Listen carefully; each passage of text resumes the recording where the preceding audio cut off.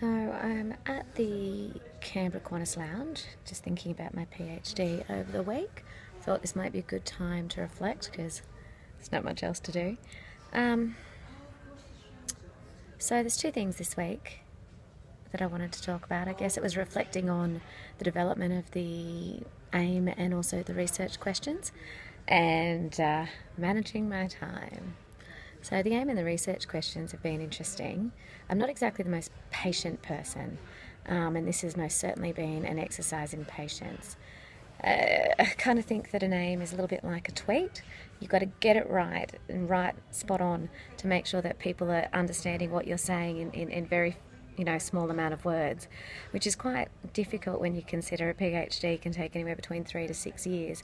So to encapsulate everything you're going to do in everything you mean in the space of one or two sentences is challenging.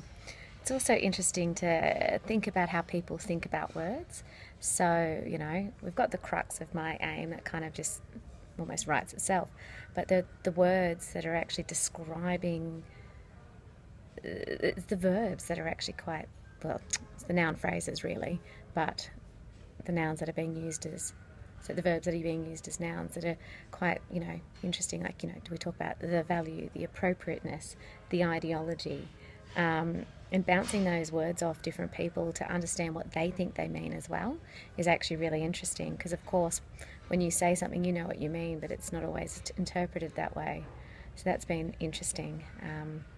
I think that that's going to be the most challenging part for me. I'm a little bit funny about words. I'm really particular about which words that I like and which words that I use. I got out the thesaurus this week. That was helpful. And the other thing is time management. So I'm the kind of person who says yes to everything. If an opportunity comes my way, I say yes. And normally, my studies have taken the back seat. And I guess it's because, with the MPH, I wasn't that, I did it because I had to. It was a government-supported place, so every man and his dog was doing it. So just to actually get a foot in the door, I was thinking I had to do the MPH. I found parts of that useful, other parts less useful, and I guess I wasn't doing it because I wanted to do it. But this is the first time that I've actually stopped and actually thought about, do I have the time and capacity to take anything on, and is this going to compromise my PhD?